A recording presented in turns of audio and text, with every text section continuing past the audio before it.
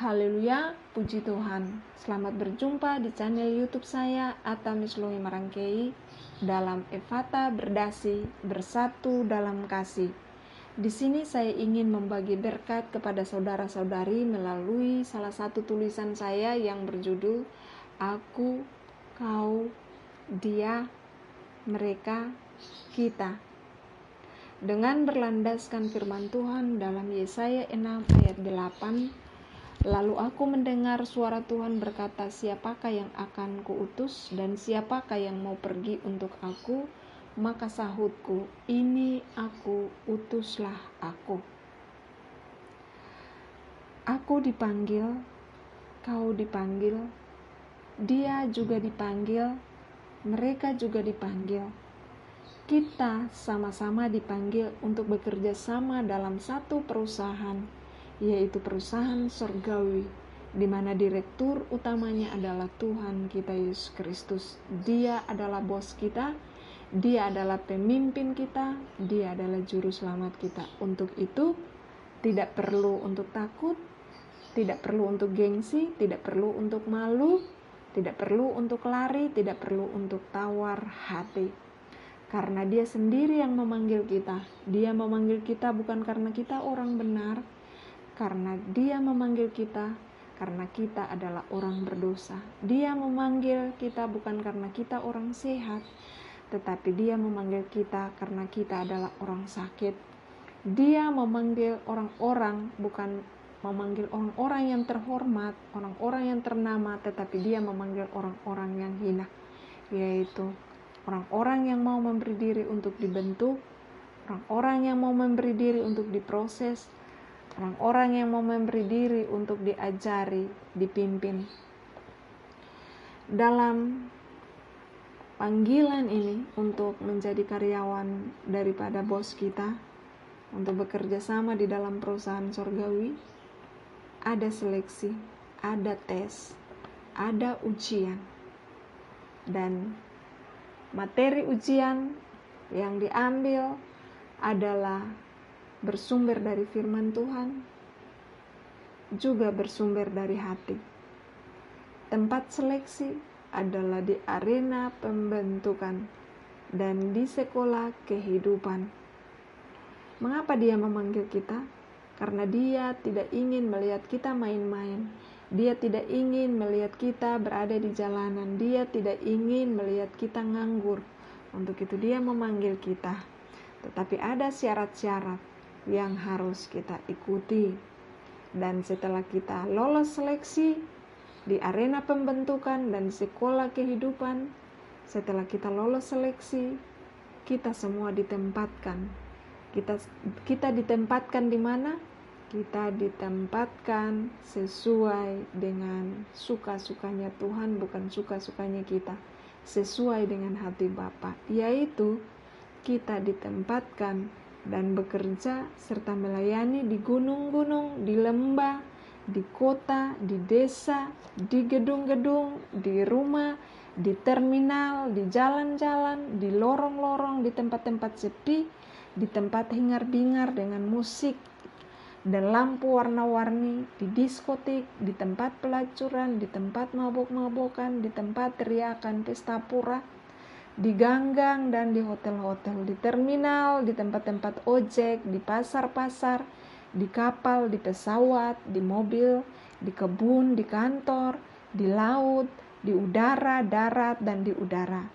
Bahkan di mana saja kaki kita melangkah, di mana saja kaki kita berpijak, disitulah arena pelayanan kita. Untuk itu, kita hanyalah sebagai hamba. Untuk itu, janganlah kita menjadi orang yang sombong. Jangan kita menjadi orang yang sombong kalau kita melayani di kota. Jangan kita menjadi orang yang sombong karena kita melayani di tempat-tempat terhormat, karena belum tentu kita mampu melayani di desa. Kita bisa melayani di kota, belum tentu kita bisa melayani di desa. Belum tentu kita bisa melayani di jalan-jalan setapak. Belum tentu kita melayani di lorong-lorong dan di hutan-hutan. Untuk itu, janganlah kita menjadi sombong. Jangan kita merasa penting.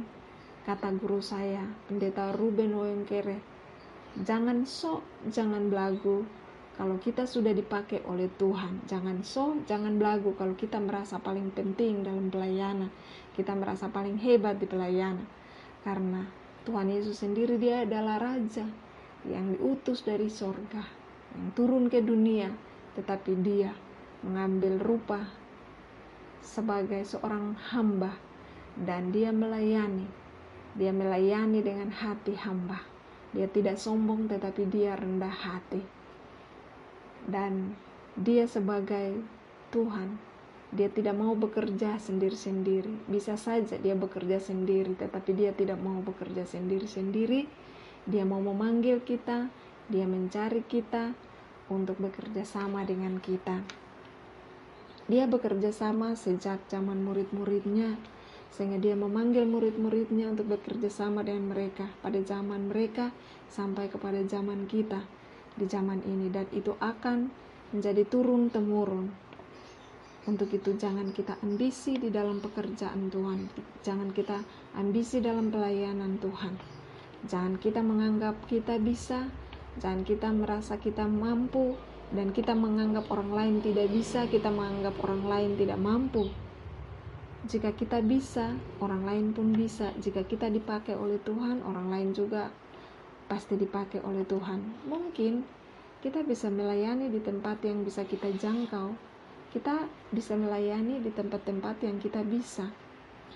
Tetapi di tempat lain mungkin kita tidak bisa. Untuk itulah Tuhan memanggil orang lain juga untuk menempatkan di tempat yang mereka bisa. Tuhan memanggil mereka untuk bekerja dan menempatkan mereka di tempat yang kita tidak bisa dan mereka bisa.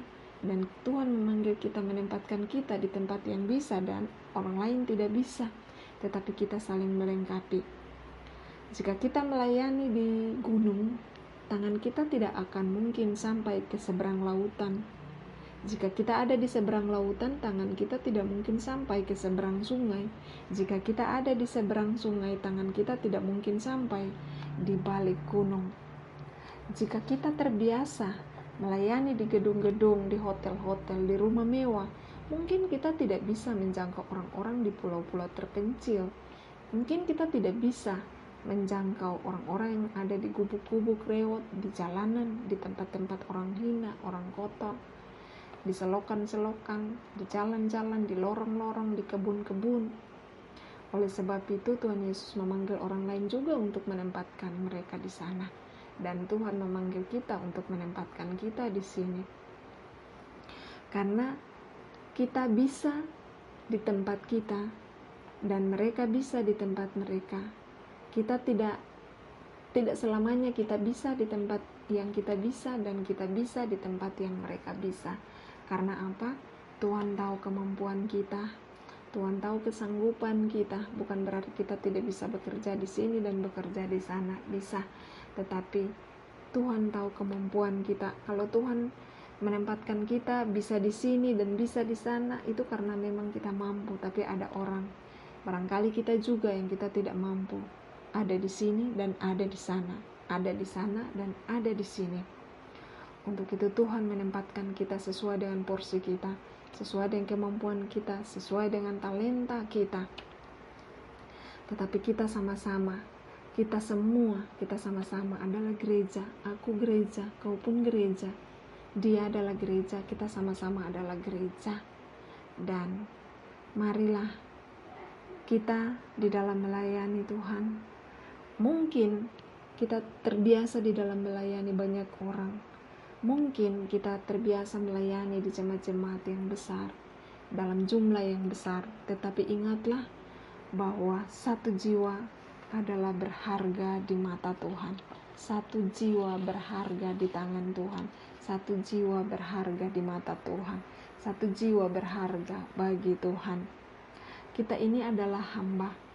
Untuk itu mari kita jangan membanggakan diri kita, jangan kita membanggakan hidup kita, jangan kita membanggakan pelayanan kita, jangan kita membanggakan hitung-hitung pelayanan kita.